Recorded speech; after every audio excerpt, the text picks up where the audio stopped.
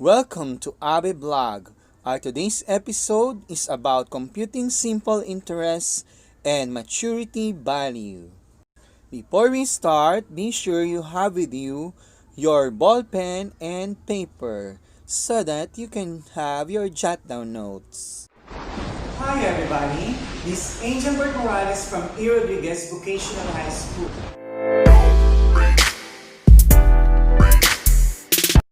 Let's start with the learning objectives. First, we have define simple interest and maturity value. Next is compute simple interest and maturity value in real life scenario. Let's have the introduction. When someone borrowed money, any business institution or group, they charge an amount for the duration of the time one uses the money. This amount is called the interest. The amount of money borrowed is called principal amount. The length of the lending period is called the term, which starts from the origin date, is called maturity date, or the sum of the principal amount and the interest earned. The interest rate is the proportion of a loan that is charged as interest to the borrower.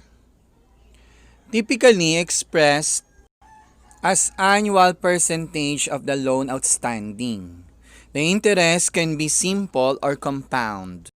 Let's define simple interest. Simple interest is an interest computed on the amount the borrower received at the time the loan is obtained, and is added to the amount when the loan becomes due. Thus, simple interest is computed only once for the entire time period of the loan. Simple interest is represented as I. So the formula is I is equal to PRT. The P represents principal. R for the rate of interest in percent. So we convert that into decimal points. Then T is for the time or the term. Terms can be represented as a number of years or days or months. It depends on the agreement of the borrower and the borrowee. Now let's go to maturity value. Maturity value is F is equal to P plus 1, or F is equal to closing up in parenthesis 1 plus RT. Note that simple interest is a type of interest that is applied to the amount of borrowed or invested for the entire duration of the loan, without taking any other factors into account, such as the past interest paid or charged, or any other financial considerations. The simple interest rate is ratio and is typically expressed as a percentage. It plays an important role in determining the amount of the interest on a loan or investment. Number 1, interest earned or interest paid in a simple interest scheme is the amount that the investor will earn, or the amount that the borrower should pay more than the principal after agreed term. Example number 1. What is the interest earned after 5 years? If 150,000 pesos is placed in a time deposit that earns 5.2% simple interest. Using the formula I is equal to PRT, we have a substitution of 150,000 times 0.052 and then multiplied by 5. The answer is 39,000. Note that 150,000 is the principal. Then we have R, which is 5.2%. So we convert it to decimal point 0.052. Then the 5 is the years or the term, 5 years. Okay, so we just multiply the three variables. That's why we get 39,000. Now let's have the maturity value. Maturity value is the amount received or paid after the maturity date. Similarly, the future value is the amount received or paid after the end of the term. Now let's have an example. Example number 2. Calculate the total amount you need to pay if you borrowed 45,000 from a lending institution at 11% simple interest after 3 years. So we use the formula I is equal to PRT. 45,000 pesos times 0.11 times 3. So the answer is 14,850. We simply multiply the three variables PRT. 45,000 times 0.11 times 3. Then we get 14,850. Now let's solve for the maturity value. F is equal to P plus I. So substitution 45,000 plus 14,850. Then we have 59,850 as the final answer for the maturity value. Now let's have our example number 3. Example number 3. John borrowed 3,000 for 4 years at 5% interest rate. How much interest will he pay? So we use formula I is equal to PRT. Then we substitute the given value. 3,000 times 0.05 times 4. So the interest is 600 pesos. So the maturity value is the sum of the principal received on the loan date and the interest. So F is equal to P plus I. So substitution 3,000 plus 600, that is 3,600. So the maturity value that we have is 3,600. Present to you the different formulas for the interest rate in solving some physical quantities. So for the I, we have PRT. Then if we're going to ask to solve for the principal amount, we have I over RT. Then for the rate or interest rate, we have I over PT. Then for the term or time, we have I over PRT. That is on the first column.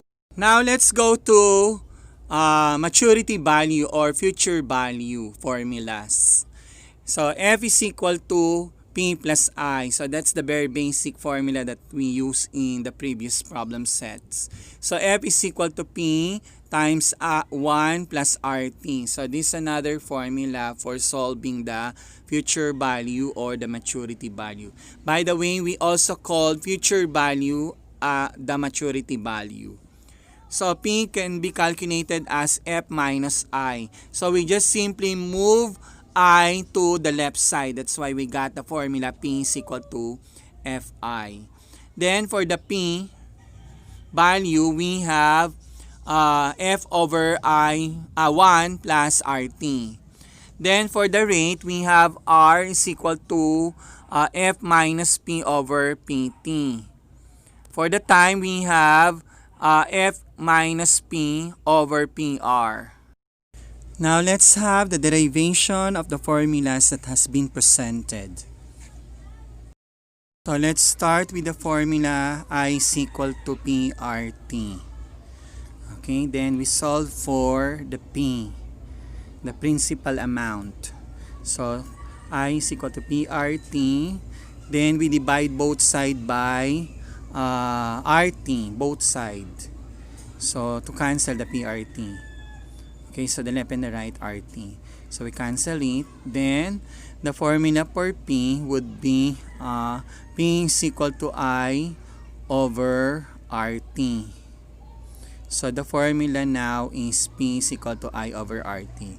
That's the principal amount. Okay, now for the R or the interest rate. Okay, so we have we divide both sides by P and T to eliminate P and T from the PRT. So cancel the P and T. So R then is equal to I over PT. Okay, so these are formula for the R. Okay, the interest rate. Now let's go over to the term. Okay, so to solve for it, we copy the I is equal to PRT again. Okay, then we divide both sides by PR. Both sides, so PR. To cancel out PR from the PRT. So then T is equal to I over PR. Okay, so that is the formula for solving the term.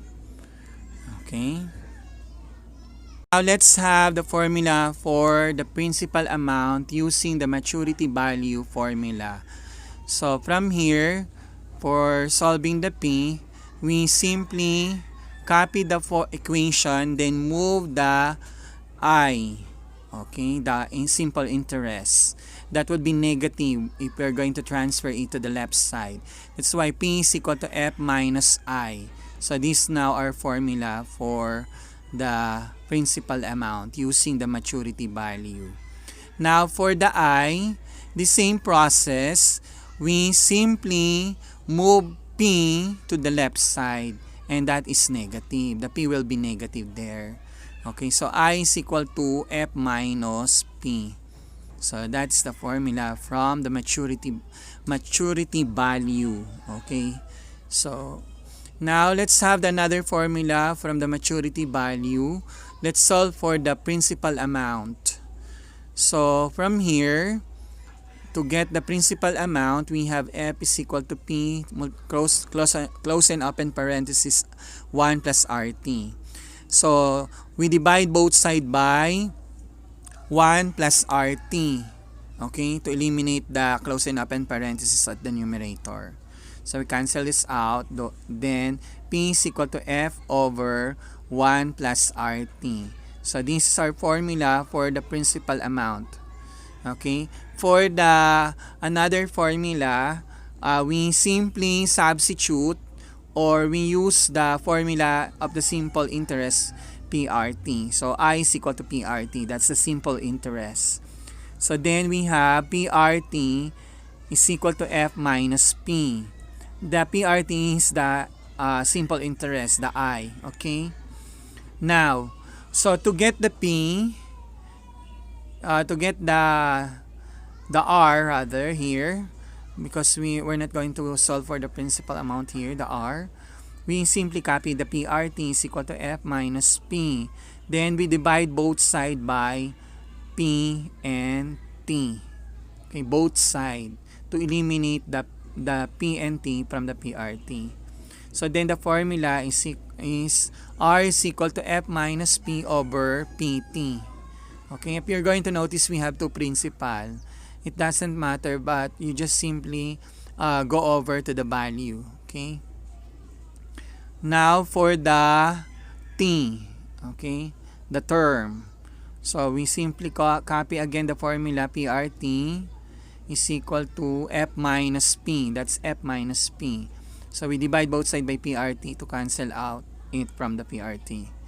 Then from here, the formula now for T is equal to F minus P over the PRT. So that is the formula for the term. So that's all for today, guys. Thank you for listening and watching. I hope you learned a lot from our video. Please don't forget to subscribe and like our page. And also don't forget to share it from your colleagues. Thank you for watching. Please don't forget to subscribe and share our video. Thank you. Bye-bye.